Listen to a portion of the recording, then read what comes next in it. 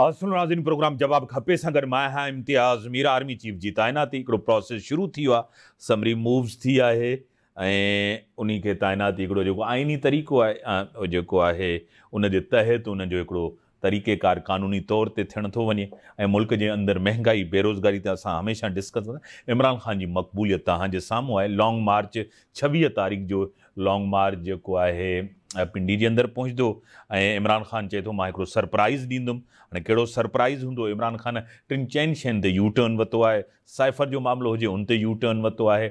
Army chief जी तैनाती चए थो मां पोइ हिते हटियो आहियां। त काफ़ी अहिड़ियूं शयूं आहिनि जंहिं ते इमरान ख़ान हमेशह यू टर्न वरितो। मूंखे टेलीफोन ते जॉइन कयो आहे सीनियर रहनुमा सीनियर सियासतदान सेनेटर रही चुका आहिनि मोहतरम जनाब डॉक्टर करीम ख्वाजा साहब मूं सां। डॉक्टर साहब तव्हांखे वेलकम चऊं था पंहिंजे प्रोग्राम में। थैंक यू सर, महिरबानी। डॉक्टर साहब इमरान ख़ान हिकु दफ़ो वरी सरप्राइज़ जी ॻाल्हि थो करे त सरप्राइज़ मुंहिंजी ज़िंदगी खे ख़तरो आहे, वरी अटैक थी सघे थो, हमिलो थी सघे थो। इमरान ख़ान सेंटीमेंट्स कैश करण जी कोशिशि करे थो पब्लिक जा? बसि हाणे जेको हिनजो मतिलबु हिकिड़ा जेके हूंदा आहिनि न साइकेट्री में असीं चवंदा आहियूं त उहो हिस्टेरिक पर्सनैलिटी हिस्टेरिया जंहिंसां थींदो आहे त उहो जेको आहे सो जेके ख़ासि तौर ते अदाकार हूंदा आहिनि या अदाकारियूं हूंदियूं आहिनि हिस्टेरिक पर्सनैलिटीज़ हूंदियूं आहिनि। माण्हुनि खे अटेंशन सीकिंग बिहेवियर नतवजो कंदा आहिनि, रोअंदा आहिनि, खिलंदा आहिनि या अहिड़ी ॻाल्हि कंदा आहिनि त माण्हू मुतवजो थिए। हीअ बि हिस्टेरिक पर्सनैलिटी आहे। पर्सनैलिटी आहे इहे सदाईं अहिड़ी बयानबाज़ी कंदो आहे त आउं सरप्राइज़ ॾींदुसि, आउं हीअ कंदुसि, आउं फलाणो कंदुसि, वरी यूटर्न वठंदो आहे। सो हाणे हिन जी क्रेडिबिलिटी ख़तम थी चुकी आहे आवाम में।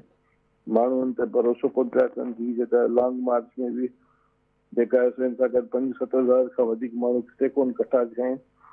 हाणे त जेको आहे सो ही ऑनलाइन ख़िताब पियो करे उते 1000, 2000, 3000 माण्हू खां वधीक आहिनि ई कोन।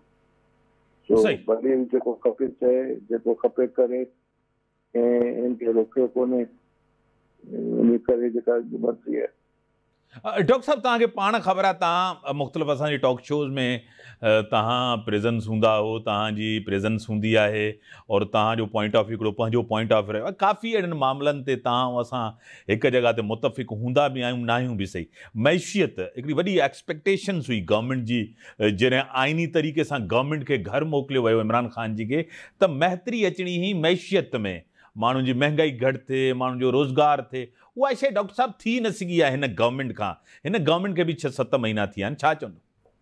गवर्नमेंट कोशिशि कई आहे, जेका हिन दोस्तियूं ख़तमु कयूं हुयूं सॼी दुनिया में उते असां कोशिशि करे बहाल कयूं आहिनि। बिलावल साहब इलाही महिनत कई आहे, शहबाज शरीफ़ महिनत कई आहे ऐं ॻाल्हियूं ॿोलियूं जेके सो हिन ख़तमु कयूं हुयूं IMF सां या वर्ल्ड बैंक सां या ॿिए सां बहाल कयूं आहिनि। साॻे वक़्त में इहे जेके बरसातूं जेके अची वियूं आहिनि असांखे ॾाढो नुक़सानु पहुचायो, फाइनेंशियली इकोनॉमिकली माण्हुनि खे बि नुक़सानु पहुचायो। सो हाणे असां लॻा पिया आहियूं त शयुनि खे कढूं कंहिं न कंहिं नमूने। पर हीउ शख़्स जेको आहे सो तबाही बर्बादी, हाणे जेको आहे सो क्राउन प्रिंस अचिणो इन जी हरकत जे करे हुनजो प्रोग्राम कैंसिल थी वियो। लास्टली 14 में बि चाइना जो प्रेसिडेंट कैंसिल करे छॾी हिन जी हरकतुनि जे करे। त हीअ त अहिड़ी कंस्पेरेसी जो हिसो आहे जेको पाकिस्तान जी इकोनॉमी ऐं पाकिस्तान खे आइसोलेशन पासे वठी पियो वञे।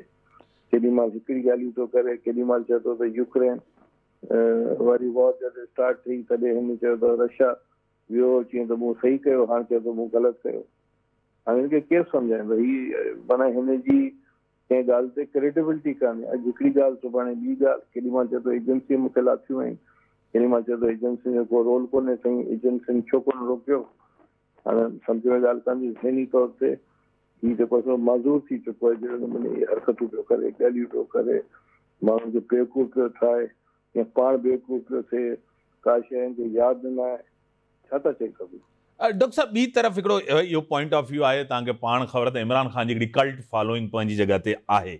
इमरान ख़ान जी फॉलोइंग खां इनकार त कोन्हे। इमरान ख़ान पॉपुलर आहे, इमरान ख़ान बाय इलेक्शन थो लड़े। हाणे इमरान ख़ान चए थो मूंखे सभु अहिड़ो आर्मी चीफ लॻाइणु चाहिनि था जेको मूंखे नाअहल करणु चाहे थो, यानी जॾहिं मां नाअहल थी वञा। नवाज़ शरीफ़ साहब ते बि तनक़ीद करे थो, ज़रदारी फैमिली साहब ते बि ज़रदारी साहब जी फैमिली ते बि तनक़ीद हुन कई आहे। करप्शन जा वॾा इल्ज़ामात आहिनि और हक़ीक़त इहा कोन्हे।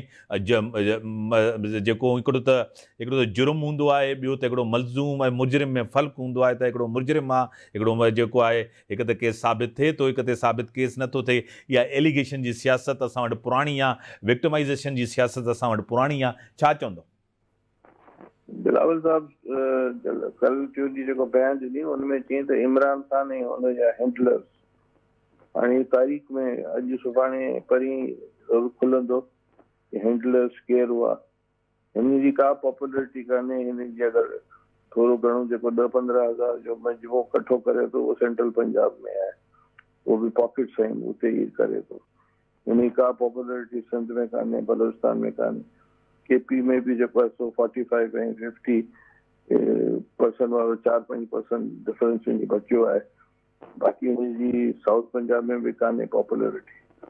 तो इहो इहो प्रोपेगेंडा आहे जेका ही कनि पिया ट्विटर ऐं हुन ते वेही करे। अवाम में अहिड़ी ॻाल्हि कान्हे। बाक़ी जेको आहे सो सेंट्रल पंजाब में बिल्कुलु उते जेको आहे सो हिनजी आहे, उहो बि अपर मिडिल क्लास जी आहे। गरीब तबिको जेको हुते जो सेंट्रल पंजाब जो जेको गरीब ऐं जेको हारी ऐं मज़दूर या नौजवान जेको आहे रूरल एरिया जो, उहो हिन सां गॾु कोन्हे। सही। डॉक्टर साहब, तव्हांखे पाण ख़बर आहे त हिकु शइ त वाज़िह आहे त हिन दौर जे अंदरि तव्हां बि अपर हाउस में रहिया आहियो। एक कंटिन्यूटी आहे डेमोक्रेसी जी, जमहूरियत हले, ट्रांज़ेक्शन थिए, सभु कुझु थिए, जमहूरियत ई में ई हल आहे, पार्लिमानी निज़ाम में गवर्नमेंट में ई हल आहे। पर हे 15 साल जेके गुज़रिया आहिनि कंटिन्यू, इन में का जमहूरियत भी मज़बूत न थी आहे, पार्लियामेंट भी मज़बूत न थी आहे। पार्लियामेंट जा फ़ैसिला भी अदालती मैदान ते थियनि था, पार्लियामेंट जे अंदरि नथा थियनि।